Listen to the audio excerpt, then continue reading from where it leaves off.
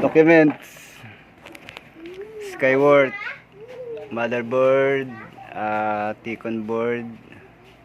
So double flex. Skyward 43 inches. Ito ay ang Ticon nito ay hold down kapag tinagal mo itong isa, so hindi siya mag-oscillate.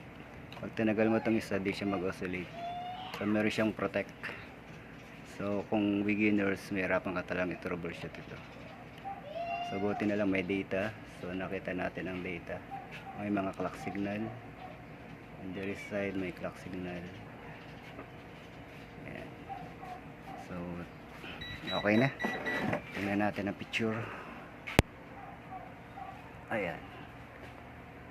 Plain, makinis.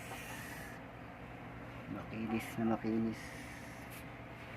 So pwede na to. Pwede na to, 1 minute video. Ang reels.